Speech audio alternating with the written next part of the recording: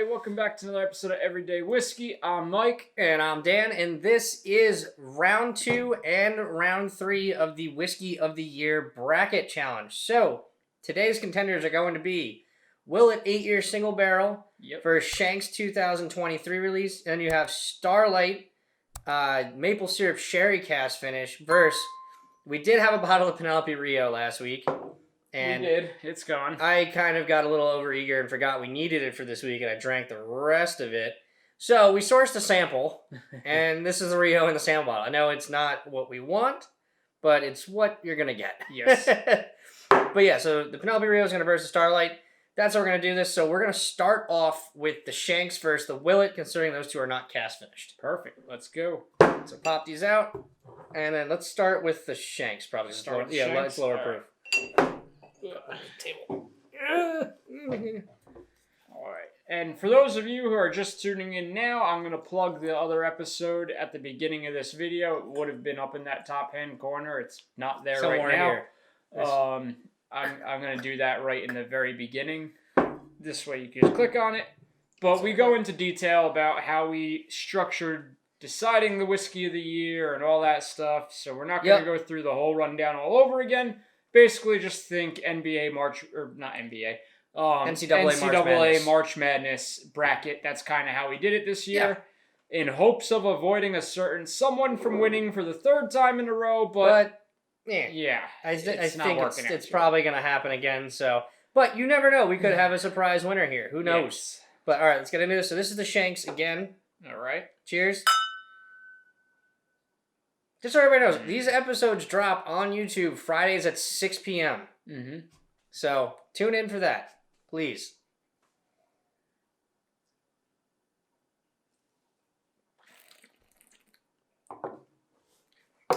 Fantastic. I'm going to get a dump glass again. Good idea. I know it's like kind of a sin to dump these, but what the hell was that? Fucking baby. I don't know what that was. Dump glass. Yeah. Perfect. All right. Next, Willet 9 or 8. This one was like it's like every time I drink it, for some reason it gets more dense, more wood. It does. There's so much. It literally just tastes like if you could like lick an actual charred oak barrel. Yep. That's what it is, and then it's got some like creamy textures to it as well. But it's very good. It's extremely well done. The wood notes keep coming out like more strong in that one. In a good way though. This has a better nose. This was like, I think, what did you and me call this? Dr. Pepper for bourbon? Was that this bottle? I think it was this bottle. I forget it was the 8 or the 9 year that we did. Or it might have been, I don't know. I forget which one. Is good. Oh. Yeah, when you have those back to back, certain things come to light. I think I got my winner. I got mine. All right, what do you got? Willet. All right, Willet moves on. I'm going to take one more sip. This one's also developing really well as time goes on. All right, so, as you said, Willet 8-Year wins the first round of the semifinals. So now, this is not the effect we wanted, but we have Starlight Maple Syrup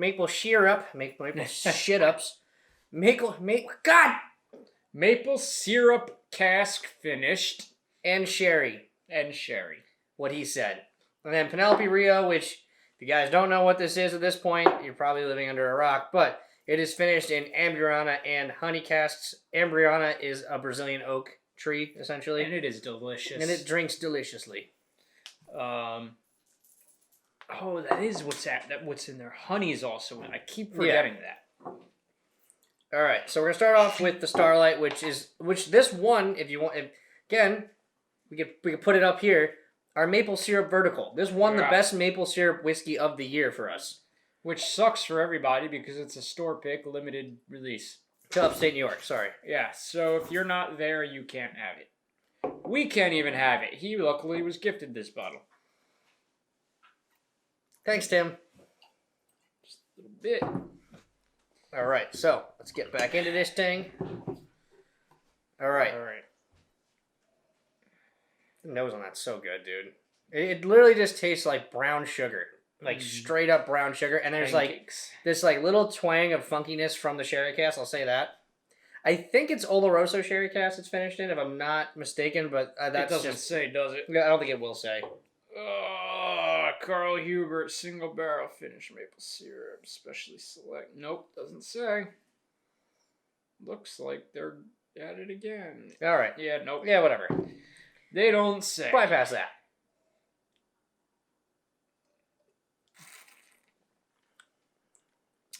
That really is good. Ooh. It's got like this like kind of an herbal note to it. I was gonna say I'm starting to get a little like It's really florally, good. herbally characteristics. But that's a 9, like I said, this got a 9.5 rating. Let me rate it. I stand by that rating like hardcore. It actually tastes like a very light maple syrup. If maple syrup light was a thing, it might be Sugar-free maple syrup. Oh, well, I don't want to say that. Sugar-free everything sucks. Yeah, for the most part. All right, I can only have sugar-free maple syrup because regular maple syrup gives me a headache for some reason. Even like all natural? Everything. Really? Tried That's everything, dude. interesting. No, it gives me a fucking headache.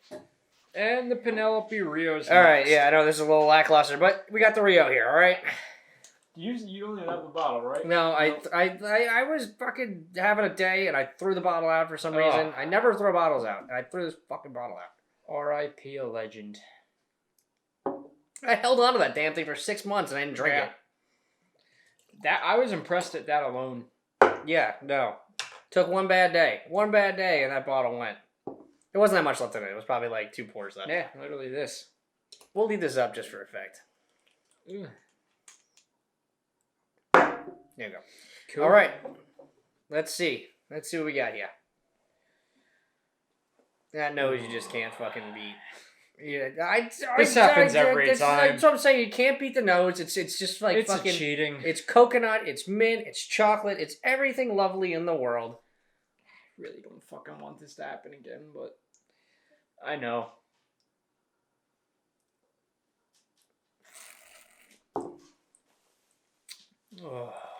It's the winner. It's the winner. This thing is like fucking plowing through these rounds uncontestedly. Oh, God, it's so good. It's so good. Which brings us to these two. All right. So, here's your finals. I went down the wrong pipe. Son of a bitch. Your finals are Will at God. 8 and Penelope Rio. Do we even need to pit them head to head? We'll have one more sip of each, and then we'll go and we'll just see. But so Rio was our top seed with a 9.8. Will at 8 year was I think our number 3 seed with a 9.4. Yeah, something like that. Something like that. So these are relatively evenly matched up. It really sucks because I was hoping we would find something in between when we got the Rio in February. I mean, I was gonna say you literally got the Rio so long ago. There was so much time for something. We to really beat it thought out. something would have came up. No, nothing. And there would have been a unknown contestant that would have entered the arena. Nothing. No one ever showed up. It's still Now, mind you guys, we also do limit ourselves to what we can get in our market. Exactly. So, son of a bitch. Wow. So that it's not like we've tried everything Fucking crack it.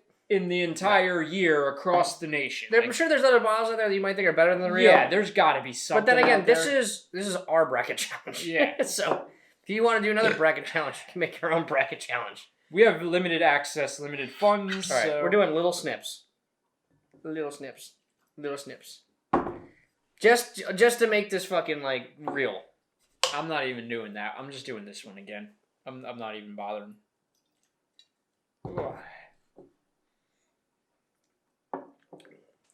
The worst part is that is fantastic. The Willet's fantastic. It really is a good bottle, and I would have loved for it to have won. But I'm gonna try this one more time, and I'm gonna just. The other thing that makes this really hard for me is they are so different. They're so different. This is such a good bourbon. What do you enjoy more though? Well, and that's the That's thing. the question though. It's not like it's not like this stacks up against this because they're made the same or they're not. It's just what do you like to drink better, or what do you like that's more? Usually the Rio, which the Penelope Rio does such a fine job at introducing flavors It's to so bourbon fucking good. without being a flavored bourbon. It's not flavored. It's just cask finished. It's like, cask just, finished. Yeah, exactly. There's not even honey. I mean, it's honey barreled. It's honey barreled. So basically, take this off the table. barrel that was coated with honey, and then cask finished. There is no flavoring in that, and I don't know how to describe this without giving you a sample, but it tastes like a flavored whiskey. It almost really tastes like a cordial. Like if you were to make like a super high-end fireball. Maybe not that. Let's not use fireball. Let's not use fireball as an example, but no, it's not cinnamon, but like it just you get this but also it's the balance of texture. It's this incredibly marshmallowy, creamy texture throughout the entire drinking experience of it.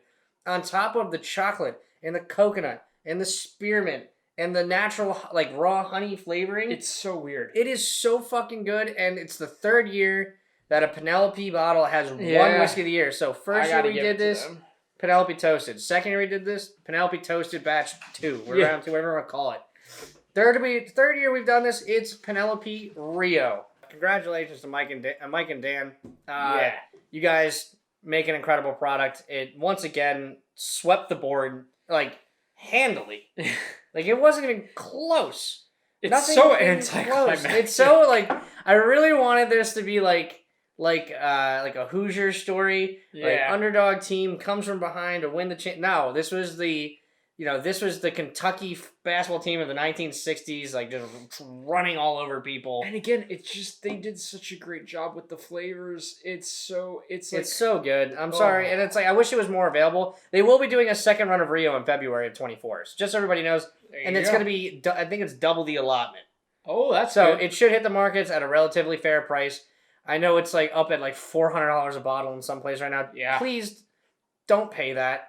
Like, just wait, be patient. Like, if you need to have a Rio, pay the money. It's valued at what it's valued to you. If I had to pair a price with a bourbon, and I absolutely had to pay it, something that was this is what I think I would.